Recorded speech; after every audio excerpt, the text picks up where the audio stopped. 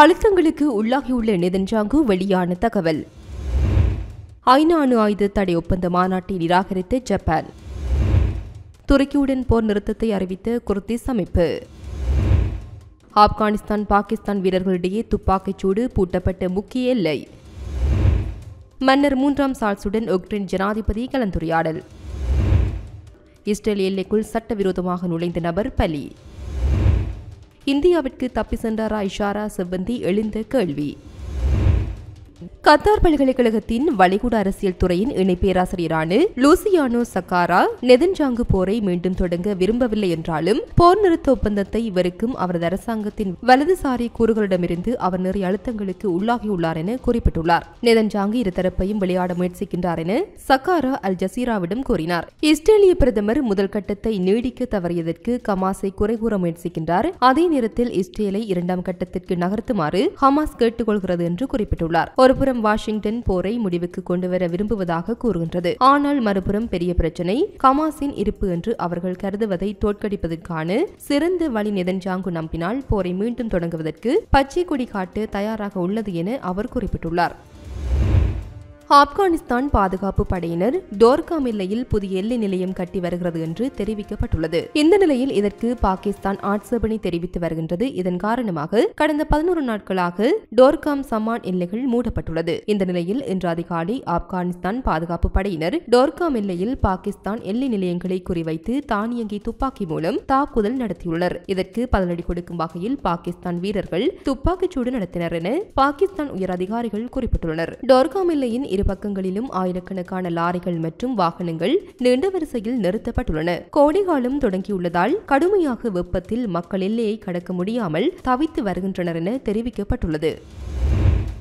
ஐநா அணு ஆயுத தடை ஒப்பந்த மாநாட்டில் பார்வையாளராக கலந்து கொள்ள மாட்டோம் என ஜப்பான் தெரிவித்துள்ளது. இந்த மாநாட்டில் கலந்து கொண்டால் அது ஜப்பானின் அணுசக்தி தடுப்பு கொள்கை தொடர்பாக அமெரிக்காவிற்கு தவறான தகவலை அனுப்புவதாகிவிடும் என தெரிவித்துள்ளது. இது தொடர்பில் ஜப்பான் அமைச்சரவையின் தலைமை செயலாளர் ஜோசிமசா கயாசி கருத்து தெரிவிக்கையில் ஜப்பானின் தேசிய பாதுகாப்பு தான் இந்த முடிவு எடுக்க முக்கிய காரணம் என குறிப்பிட்டுள்ளார். இந்த நிலையில் கடுமையான பாதுகாப்பு சூழலின் கீழ் மக்களின் உயிர்களையும் சொத்துக்களையும் பாதுகாக்கவும் ஜப்பானின் இறையாண்மை மற்றும் அமைதியை பாதுகாக்கவும் அணுசக்தி தடுப்பு இன்றியமையாதது. இந்த மாநாடு அமெரிக்காவில் உள்ள நியூயார்க் நகரில் இன்று தொடங்கியது. ஐநாவின் 2017ஆம் ஆண்டு அணு ஆயுத தடை ஒப்பந்தத்திற்கு கடந்த 2017ஆம் ஆண்டு ஒப்புதல் கிடைத்தது. இது 2001ஆம் ஆண்டு நடைமுறைக்கு கொண்டுவரப்பட்டது. 2ஆம் உலகப் போரில் ஜப்பானில் உள்ள ஹிரோஷிமா மற்றும் நாகசாகி நகரங்கள் மீது அமெரிக்கா அணுகுண்டு வீசியது. மேலும் இதேபோன்று மீண்டும் நடைபெற்றுவிடக் கூடாது என்பதற்காக ஐநா இந்த நடவடிக்கையை கொண்டு வந்தது.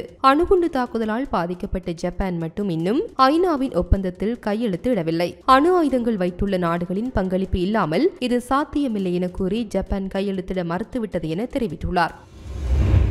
துருக்கியுடன் 40 வருட காலமாக போரிட்ட குர்திஸ் போராளிகள் அமைப்பான PKK அமைப்பு போர் நிறுத்தத்தை அறிவித்துள்ளது. இந்த நிலையில் இவ்விடயம் தொடர்பாக PKK அமைப்பிற்கு நெருக்கமான பிராட் செய்தி நிறுவனம் அமைப்பு போர் நிறுத்த அறிவிப்பை முதலில் வெளியிட்டுள்ளது. இந்த நிலையில் சிறையில் உள்ள அதன் தலைவர் அப்துல்லா ஒகலான் போராட்டத்தை கைவிடுமாறு வேண்டுகோள் விடுத்து 2 நாட்களின் பின்னர் அந்த அமைப்பு போர் நிறுத்த அறிவிப்பை அறிவித்துள்ளது. மேலும் தெரிய வருகையில் 1999 முதல் துருக்கியின் சிறையில் உள்ள PKK அமைப்பின் தலைவரை காட்டி இந்த போர் நிறுத்த அறிவிப்பு குறித்து செய்தி வெளியிட்டுள்ள பிராட் செய்தி நிறுவனம் சமாதான ஜனநாயக சமூகத்தினை ஏற்படுத்துவதற்காக PKK தலைவர் விடுத்த வேண்டுகோளை ஏற்று போர் நிறுத்தத்தை அறிவிப்பதாக PKK அமைப்பு தெரிவித்துள்ளது என அறிவித்துள்ளது.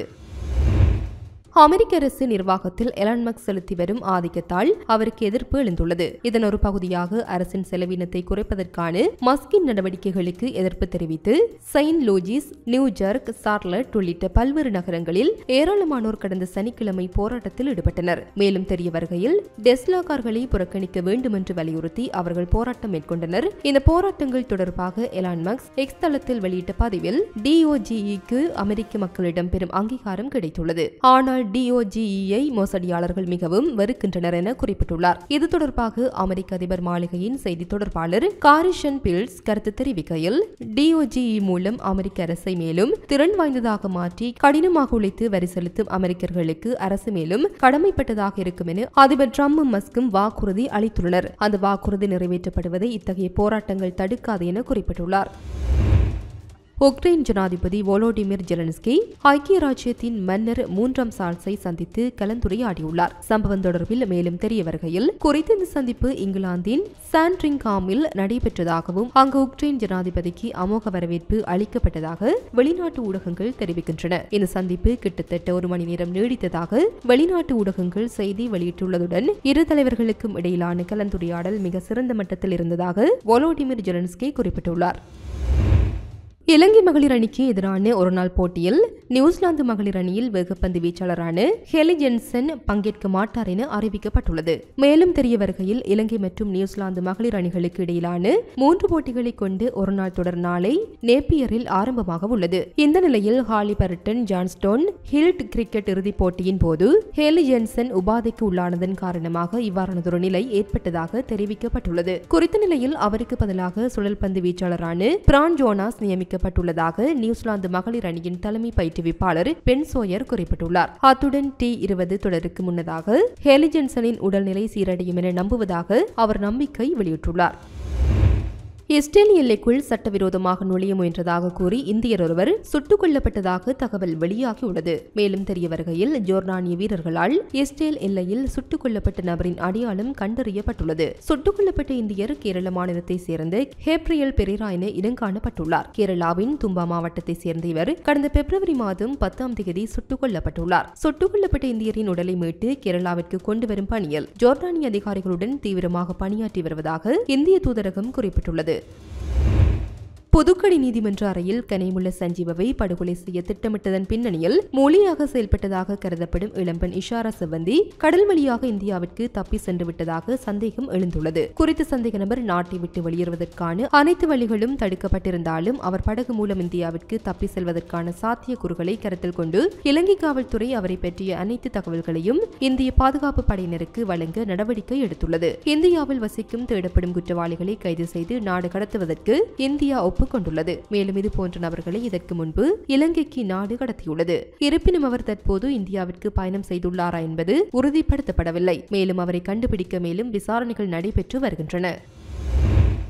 இலங்கை கடற்படையினரால் கைது செய்யப்பட்டு தமிழக மீனவர்களையும் மீன்பிடி படகுகளையும் உடனடியாக விடுவிக்குமாறு கோரி ராமேஸ்வரம் மீனவர்கள் தொடர்ந்தும் 4வது நாளாக வேலைநிறுத்த போராட்டத்தில் ஈடுபட்டு வருகின்றனர். கடந்த வெள்ளிக்கிழமை தங்கச்சி மடம் வலசை பகுதியில் உள்ள பேருந்து தரிப்பிடத்திற்கு முன்னால் உண்ணாவிரத போராட்டத்தில் ஈடுபட்டனர். தொடர்ச்சியாக நேற்றைய தினம் காத்திருப்பு போராட்டத்தில் ஈடுபட்ட மீனவர்கள் கொட்டு மழையையும் பொருட்படுத்தாமல் தொடர் போராட்டத்தில் ஈடுபட்டு வருகின்றனர். இலங்கை சிறையில் உள்ள மீனவர்களுக்கு அபராதம் விதித்தும் அவர்களை கண்டுகொள்ளாது மத்திய அரசை எதிர்த்தே குறித்த போராட்டத்தை முன்னெடுத்து வருவதாக மீனவர்கள் தெரிவித்துள்ளனர். குறித்த விடயம் தொடர்பாக சம்பந்தப்பட்ட அதிகாரிகள் உரிய நடவடிக்கை எடுக்காவிட்டால் தீக்குளிப்பு போராட்டத்தில் ஈடுபட உள்ளதாக மீனவர்கள் எச்சரிக்கை விடுத்துள்ளதாக இந்திய ஊடகங்கள் தெரிவிக்கின்றன. இது போன்ற பல செய்திகளை தெரிந்து கொள்ள நம்முடைய சமூக மீடியா யூடியூப் சேனலை சப்ஸ்கிரைப் செய்து அருகில் உள்ள பெல் பட்டனை கிளிக் செய்யுங்கள். மேலும் செய்திகளை உடனுக்குடன் தெரிந்து கொள்ள சமூகமீடியா.com என்ற இணையதளத்தின் வாயிலாக எங்களுடன் இணைந்திருங்கள்.